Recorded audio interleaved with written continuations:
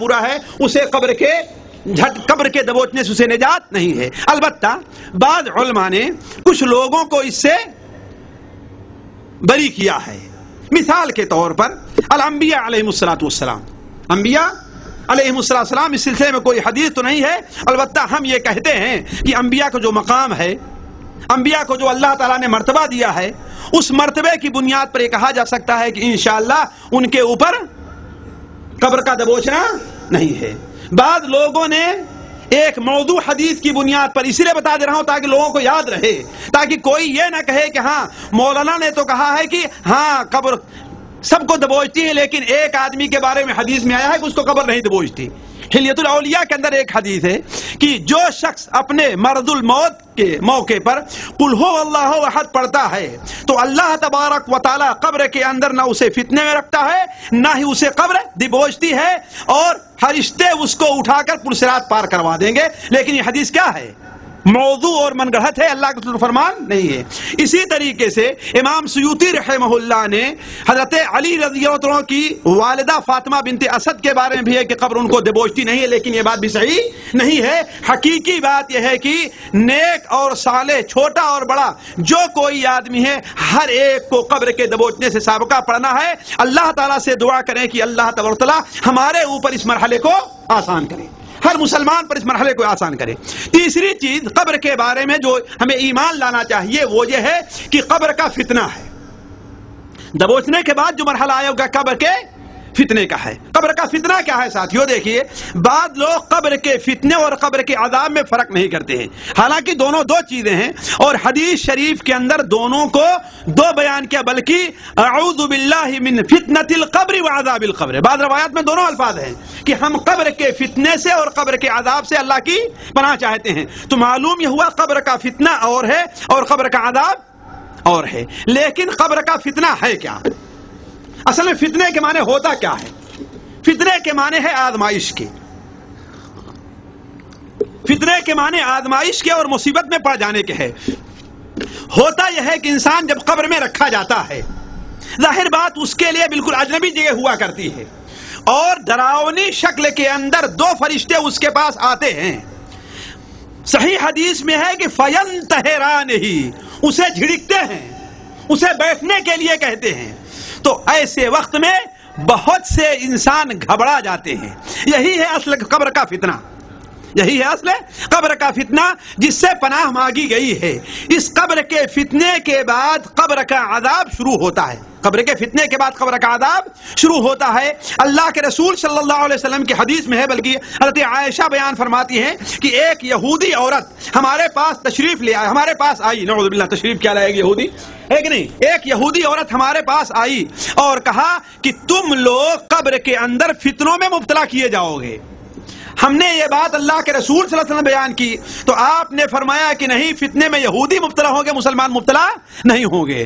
لیکن حضرت عائشہ بیان فرماتی ہیں کہ تھوڑے ہی دن رکے تو میں کیا سنتی ہوں کہ اللہ کے رسول صلی اللہ علیہ وسلم قبر کے فتنے سے اللہ تعالیٰ کی پناہ چاہتے ہیں، اور آپ نے فرمایا یا عائشہ هل شعرت انه اوحی الی انکم تفتنون فی القبور، اے عائشہ ہمارے پاس یہ وحی کی گئی ہے کہ تم لوگ قبر کے فتنے میں مبتلا کیے جاؤ گے، اور یہ ایسا فتنہ ہے جس کے اندر ہر شخص مبتلا ہوگا، خواہ مومن ہے یا کافر ہے، نیک ہے یا بد ہے، چھوٹا ہے یا بڑا ہے۔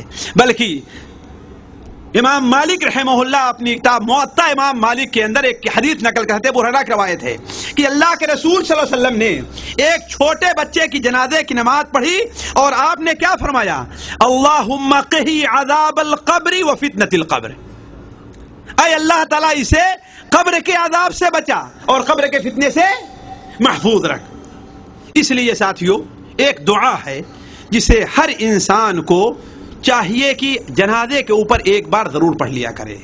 وہ دعا کیا ہے؟ سنن ابو داؤد میں حضرت واثلہ ابن اسقا سے مروی ہے کہ اللہ کے رسول صلی اللہ علیہ وسلم نے ایک مسلمان کے جنازے کی نماز پڑھائی، اور میں نے سنا کہ آپ پڑھ رہے تھے اللہم ان فلان ابن فلان فی ذمتک وحبل جوارک فقہی فتنۃ القبر وعذاب القبر، اے اللہ تبارک و تعالی فلاں ابن فلان اب آپ کے ذمے ہے، آپ کو پیارا ہو چکا ہے، اے اللہ تعالیٰ اسے قبر کے فتنے سے محفوظ رکھ اور قبر کے جہنم کے عذاب سے محفوظ رکھ۔ انت اہل الوفاء والحق اللہم اغفر لہ ورحمہ انک انت الغفور الرحیم۔ البتہ ایک بات اور بتا دوں کہ بعض حدیث سے پتہ چلتا ہے کچھ ایسے نیک لوگ ہیں جو قبر کے فتنے سے محفوظ رکھے جائیں گے۔ پہلا شخص اس میں کون ہے؟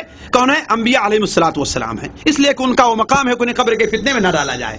دوسرے لوگ کون ہیں؟ وہ شہید ہیں، شہید ہیں، انہیں قبر کے فتنے میں نہیں ڈالا جاتا، جیسا کہ سنن نسائی کے اندر اللہ کے رسول کی ایک حدیث ہے کہ آپ نے فرمایا کہ کفا ببارقت السیوف علی رأسہ فتنہ۔ آپ سے پوچھا گیا کہ آخر شہید قبر کے اندر فتنے میں کیوں نہیں ڈالا جاتا؟ تو آپ نے فرمایا اس کے سر پر جو تلوار چمک رہی ہے یہ اس کے فتنے میں ڈالنے کے لیے کافی ہے۔ وہاں جو ثابت قدم رہ گیا اللہ تعالیٰ اسے قبر کے فتنے پر بھی ثابت قدم رکھے گا۔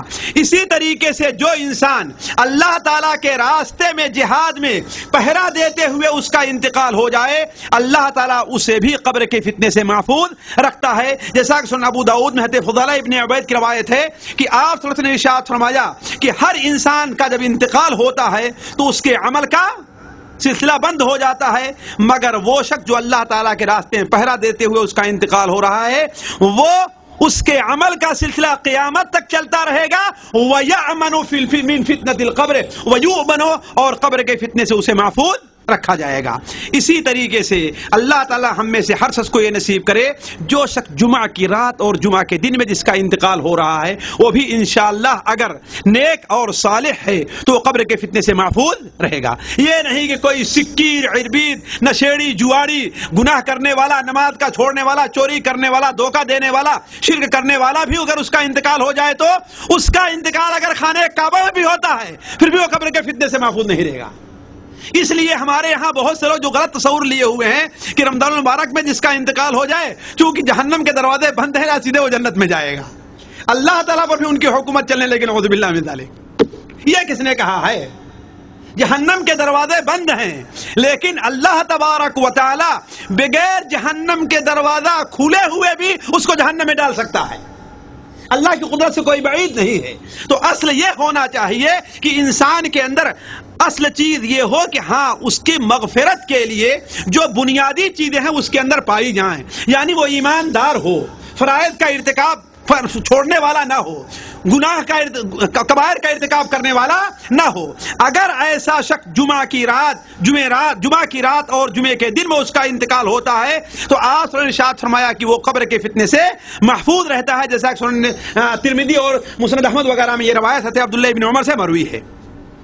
اسی طریقے سے ایک اور شخص ہے جس کا انتقال پیٹ کی بیماری میں ہو، ہم اپنی زبان میں اسے حیضہ کی بیماری کہہ لیں، حیضہ کی بیماری کہہ لیں، اس بیماری میں جس کا انتقال ہو جائے اللہ تبارک و تعالی اسے بھی قبر کے فتنے سے محفوظ رکھتا ہے، جیسا کہ مسند احمد اور سنن ترمذی وغیرہ میں یہ حدیث موجود ہے۔ علامہ البانی نے احکام الجنائز میں اس کا ذکر کیا ہے۔ میں اختصار کے ساتھ اپنی باتیں رکھنا چاہتا ہوں تاکہ مجھے جو 1 گھنٹے کا وقت ہے میں اس میں اپنی بات پوری کر دوں۔ دیکھیے ایک بات اور ہے، چوتھی چیز مجھے عالم برزخ کے مرحلے سے متعلق جو ایمان جس پر رکھنا چاہیے وہ یہ ہے کہ قبر کے اندر فتنے کے بعد جو مرحلہ پیش آتا ہے وہ سوال کا ہے۔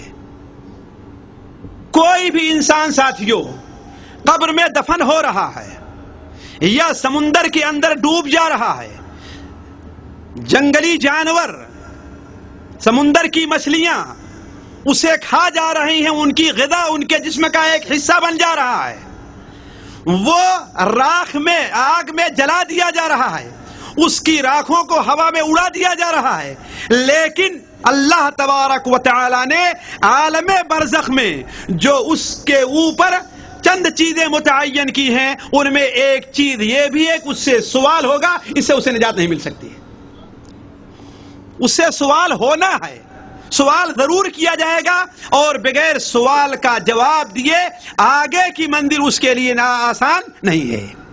جیسا کہ متعدد حدیثوں کے اندر آپ لوگوں نے بار بار پڑھا ہے، حضرت نعمان ابن بشیر کی روایت ہے، براء ابن عازب کی ہے، انس بن مالک کی ہے، متعدد صحابہ کرام کے ہے کہ قبر کے اندر ہر انسان سے 3 سوال ضرور ہوتا ہے۔ وہ سوال کیا ہے؟ من ربک وما دینک ومن نبیک